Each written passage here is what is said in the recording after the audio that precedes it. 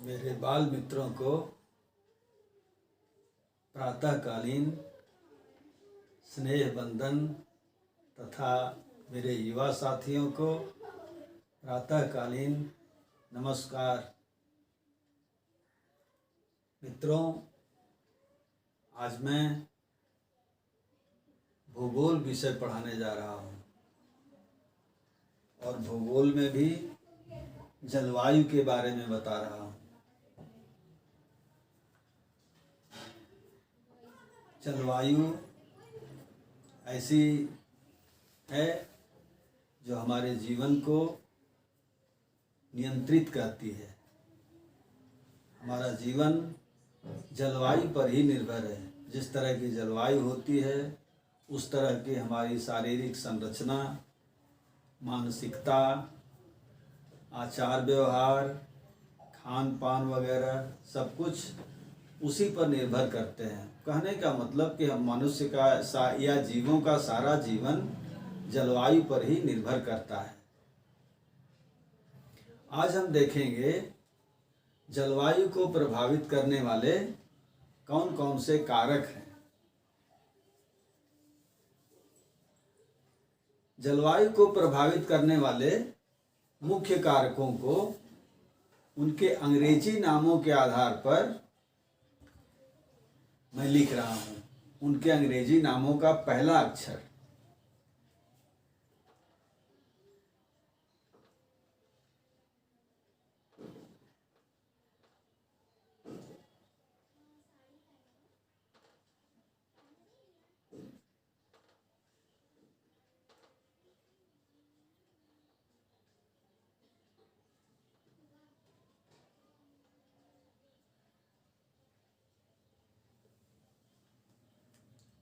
सबके अंग्रेजी नामों का पहला अक्षर मैंने लिख दिया।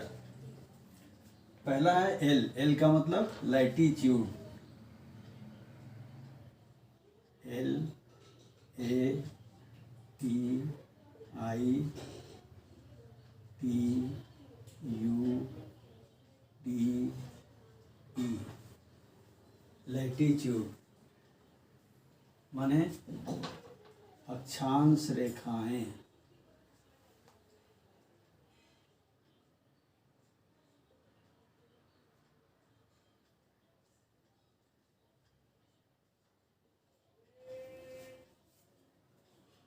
दूसरा नंबर अल्टीट्यूड।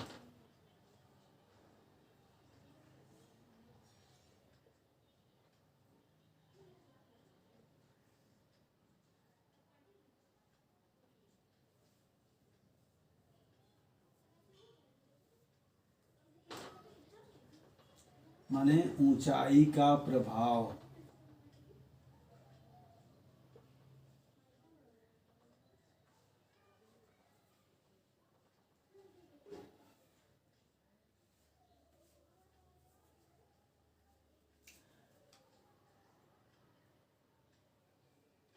तीसरा nearness from C.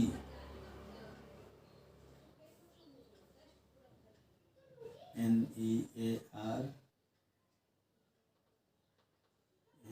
NESS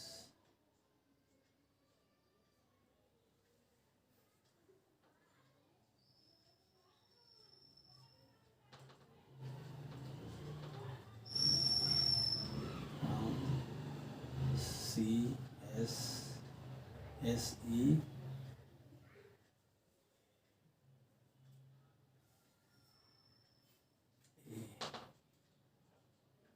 nearness from sea. चौथा है डी, डायरेक्शन ऑफ विंड।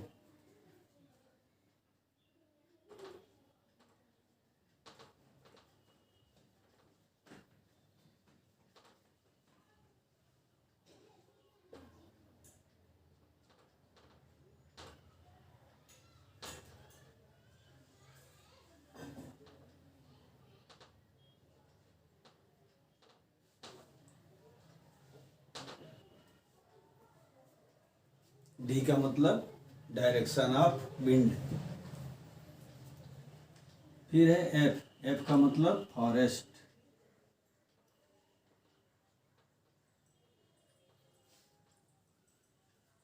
ओ का मतलब ओशन करंट।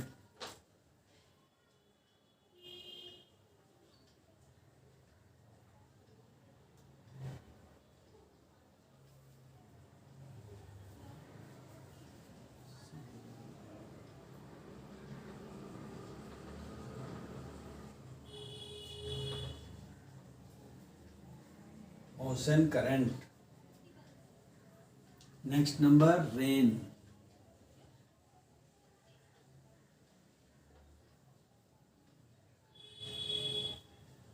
नेक्स्ट है माउंटेन।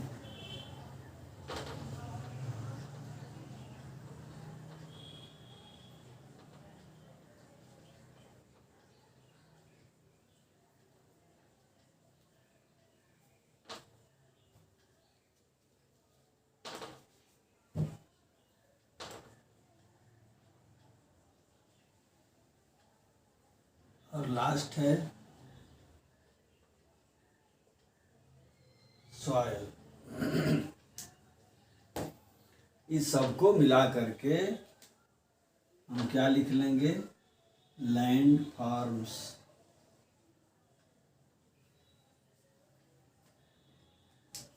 ये लैंड फॉर्म्स ही जलवायु को नियंत्रित करते हैं। जलवायु हमें नियंत्रित करती है और लैंड फॉर्म्स जलवायु को नियंत्रित करते हैं। एक एक के बारे में मैं बताऊंगा।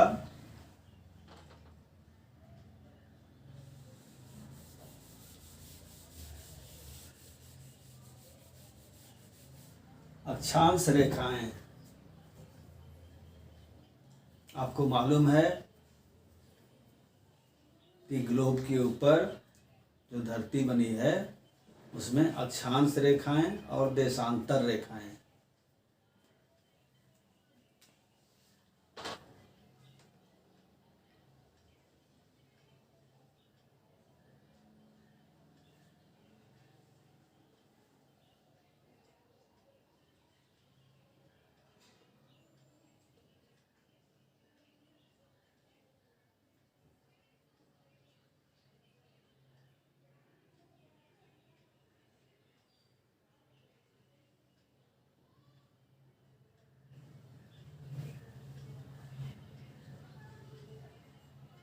ये अक्षांश रेखाएं हैं, सॉरी देशांतर रेखाएं हैं। ये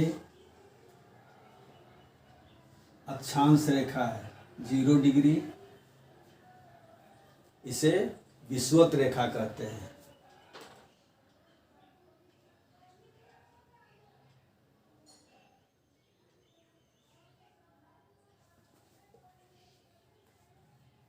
साढ़े 23 डिग्री कर्क रेखा।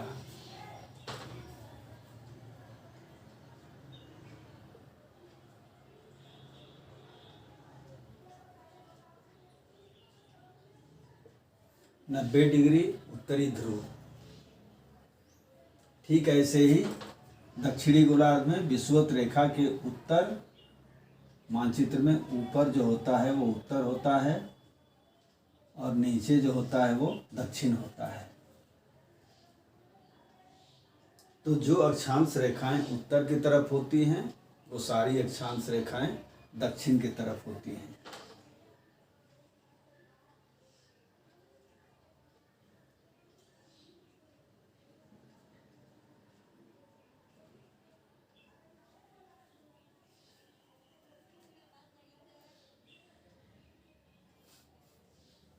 सूरज विषुवत रेखा पर सालों भर सीधा चमकता है।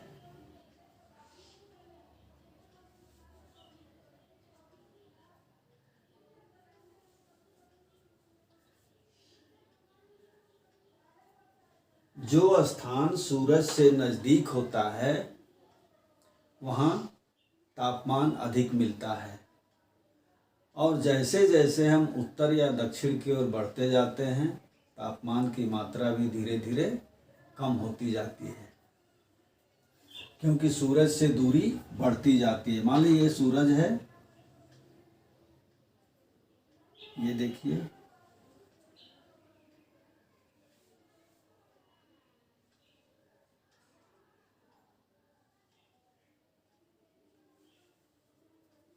सूरज से दूरी बढ़ती जा रही है। मैथमेटिक्स में आप पढ़े होंगे, ये वाला समकोण त्रिभुज हो गया। समकोण त्रिभुज में कर्ण का वर्ग शेष दोनों भुजाओं के वर्गों के योग के बराबर होता है। इसका मतलब ये दूरी देखिए, फिर ये दूरी देखिए और फिर ये दूरी देखिए। तो ज्यों ज्यों दूरी बढ़ती जाती है तापमान की मात्रा धीरे धीरे कम होती जाती है। और ऐसा होता है कि ध्रुवों पर जब हम जाते हैं माने 90 डिग्री, तो वहाँ हमेशा बर्फ जमी हुई मिलती है। ठीक इसी तरह दक्षिणी गोलार्ध की भी दशा होती है। सूरज कभी उत्तरायण होता है और कभी दक्षिणायन होता है। उत्तरायण होता है तो कर्क रेखा से भी थोड़ा सा उत्तर तक चला जाता है,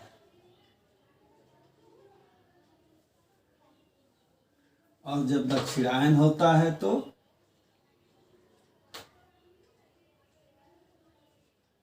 मकर रेखा से भी कुछ दक्षिण की तरफ चला जाता है। जब सूरज उत्तरायण होता है, कर्क रेखा तक जाता है, तो उत्तरी गोलार्ध में दिन बड़े होते हैं और रातें छोटी होती हैं। दिन बड़ा होना मतलब गर्मी का दिन, रातें छोटा होना मतलब गर्मी का दिन। और जब सूरज दक्षिणायन होता है, मकर रेखा तक चला जाता है, तो उत्तरी गोलार्ध में दिन छोटा हो जाता है, रातें बड़ी हो जाती हैं। और दक्षिणी गोलार्ध में दिन बड़े हो जाते हैं, रातें छोटी हो जाती हैं। इसका मतलब विषुवत रेखा से जब सूरज उत्तर होता है तो गर्मी का दिन होता है। विषुवत रेखा से जब सूरज दक्षिण होता है तो जाड़े का मौसम हो जाता है उत्तरी गोलार्ध में। और ठीक इसके उल्टा दक्षिणी गोलार्ध में होता है। मेरे कहने का लब्बो-लुआब ये है कि ज्यों ज्यों अक्षांश बढ़ता जाता है तापमान की मात्रा घटती जाती है, और अक्षांशों के कम होने पर तापमान की मात्रा बढ़ती जाती है। दूसरा हम लोग देखेंगे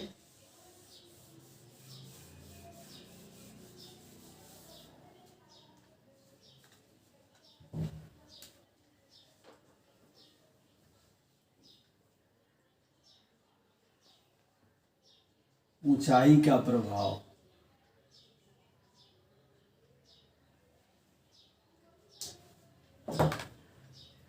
मित्रों, सूरज की किरणें ऊपर से आती हैं, लेकिन वायुमंडल नीचे से गर्म होता है।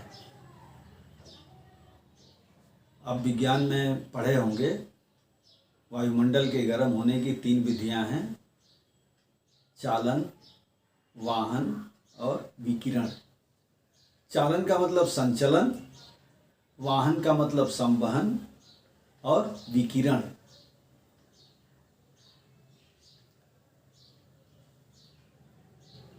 नीचे से जब वायुमंडल गर्म होता है, सबसे पहली किरण आती है धरती पर। धरती पर किरण गिरी, धरती की ऊपरी परत गर्म हुई, वो अपने समीप में रहने वाली वायु को गर्म की। धीरे धीरे उसके ऊपर की वायु, उसके ऊपर की वायु, उसके ऊपर की वायु, और ऊपर गर्मी बढ़ती चली गई। माने निचले भागों में तापमान ज़्यादा होता है। सी लेवल पर हम कह लें, समुद्र सतह पर तापमान अधिक होता है, और ज्यों ज्यों हम ऊंचाई की ओर बढ़ते जाते हैं तापमान की मात्रा कम होती है। उदाहरण मैं आपको दूं, इक्वेडोर की राजधानी है क्वीटो। इक्वेडोर जिसकी राजधानी है क्वीटो, वहाँ 12 महीने बसंत का मौसम होता है, कोई ऋतु परिवर्तन नहीं होता है, जबकि वह विषुवत रेखा पर स्थित है। जब विषुवत रेखा पर है तो इसका मतलब तापमान वहाँ ज़्यादा मिलना चाहिए, क्योंकि विषुवत रेखा पर सूरज हमेशा सीधा, सूरज की किरणें सीधा चमकती हैं, हमेशा वो नज़दीक होता है सूरज से। लेकिन वहाँ क्वीटो में 12 महीने बसंत का मौसम होता है, इसलिए कि विषुवत रेखा पर स्थित है लेकिन वह ऊंचाई पर स्थित है, जिसके चलते सूरज की किरणों का प्रभाव, तापमान का प्रभाव कम पड़ता है या नहीं के बराबर पड़ता है। मेरे कहने का मतलब कि ऊंचाई भी जलवायु को नियंत्रित करती है, ऊंचाई का प्रभाव भी जलवायु पर पूर्ण रूपेण पड़ता है। तीसरा हम लोग देखे थे एन,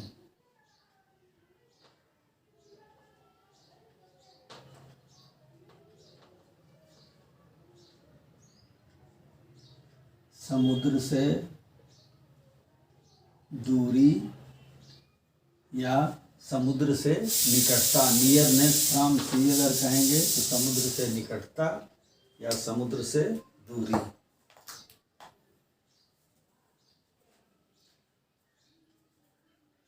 आप सुने हैं जाड़े के मौसम में कलकत्ता में एक चद्दर या एक कंबल से काम चल जाता है, लेकिन यदि आप दिल्ली चले जाओ तो 2 रजाइयाँ भी कम महसूस होती हैं। लगता है कि एक आध और रहता तो ठीक रहता। ऐसा क्यों? तो समुद्र के निकट जलवायु सम होती है, न तो अधिक गर्मी पड़ती है और न ही अधिक ठंडक पड़ती है। जलवायु का सम होना, तापमान की समानता, तापमान भी सम होता है और जलवायु भी सम हो जाती है। जबकि दिल्ली समुद्र से बहुत दूर है, इसलिए दिल्ली में जाड़े के दिन में अत्यधिक ठंडक और गर्मी के दिन में अत्यधिक गर्मी पड़ती है। जानते हैं ऐसा क्यों होता है? दिन में और रात में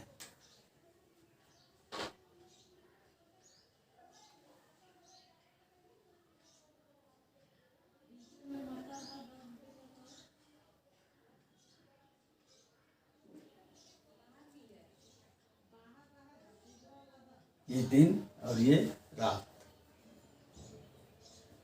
दिन में समुद्र के सतह पर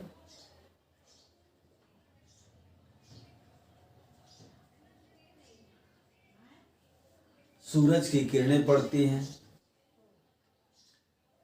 समुद्र का जल पहले गर्म होता है, सूर्य की किरणें 30 मीटर गहराई तक जल को गर्म करती हैं। फिर भी जल तो गर्म होता है, पानी गर्म होता है, तो जो स्थान गर्म होता है वहाँ की हवा गर्म होकर के ऊपर उठती है।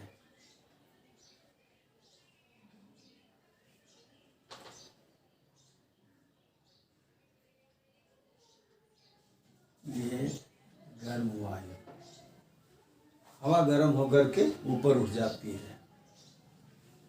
ये जगह खाली होता है, रिक्त हो जाता है, स्पेस हो जाता है, माने यहाँ हवा का दबाव लो प्रेशर हो जाता है, निम्न वायुदाब हो जाता है। आप जानते हैं कि हवा हमेशा उच्च वायुदाब से माने हाई प्रेशर से लो प्रेशर की तरफ चलती है। जब समुद्र का पानी गर्म होता है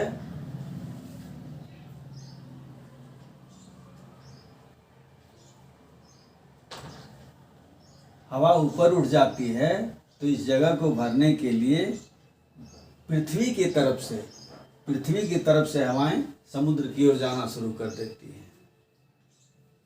इन हवाओं को स्थल समीर कहते हैं। क्या कहेंगे?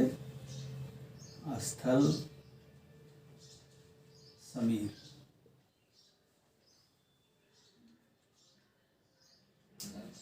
ठीक इसके उल्टा रात में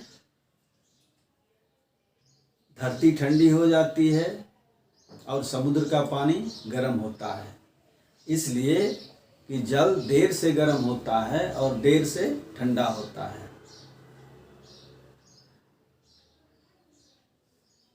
तो जब पानी देर से गर्म होता है, देर से ठंडा होता है, इसका मतलब जल भाग पर लो प्रेशर बनता है और स्थल भाग पर उच्च वायुदाब होता है दिन में।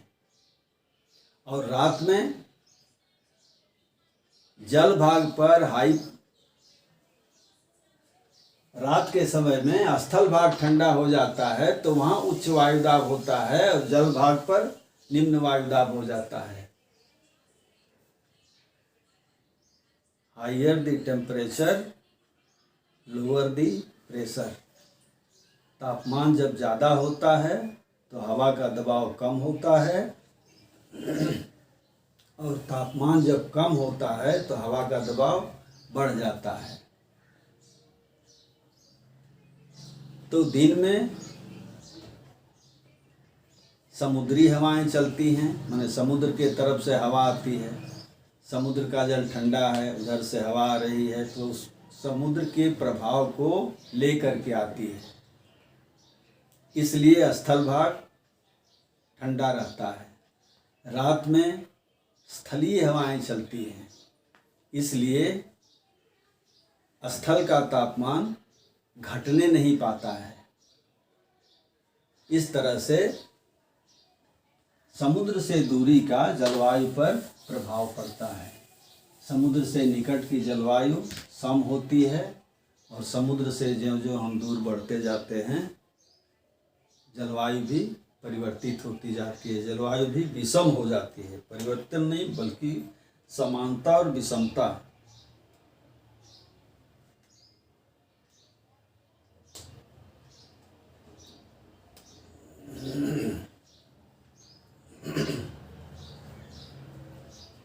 चौथा नंबर है डायरेक्शन ऑफ विंड।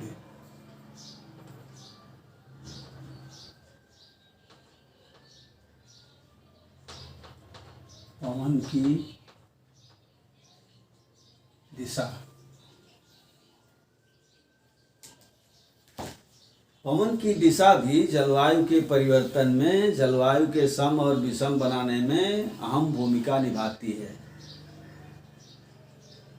यदि गर्म क्षेत्रों से हवा आ रही है तो वह अपने समीपवर्ती क्षेत्रों के या जिन क्षेत्रों से होकर गुजरती है वहाँ के तापमान को बढ़ा देती है। और यदि वही हवा किसी ठंडे इलाके से आती है, ठंडे भूभाग से आती है, तो सामने पड़ने वाले क्षेत्र के तापमान को कम कर देती है। जैसे उत्तरी भारत में देखें, गर्मी के दिन में पूरा उत्तरी भारत पछुआ पवन की पेटी में होता है। पश्चिमी हवाएं चलती हैं, इनको विरुद्ध वाणिज्य पवन कहते हैं। हवाएं तीन तरह की हैं, एक वाणिज्य पवन, दूसरा विरुद्ध वाणिज्य पवन और तीसरा ध्रुवीय पवन। तीन तरह की हवाएं चलती हैं। वाणिज्य पवन हम पूर्वैया हवा को कह लेते हैं, विरुद्ध वाणिज्य पवन पछुआ हवा को कह लेते हैं और ध्रुवीय पवन ये भी पूर्वी हवा ही होती है जो ध्रुवों की तरफ से चलती है।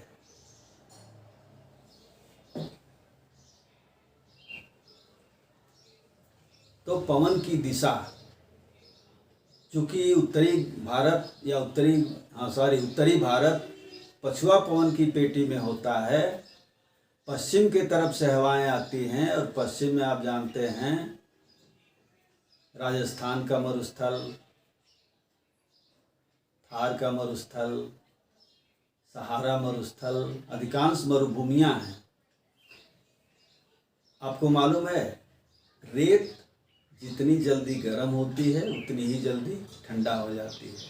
माने रेत दिन में बहुत ज़्यादा गर्म हो जाती है तो रेत के ऊपर से गुजरने वाली जो हवा है वो गर्म हवा होती है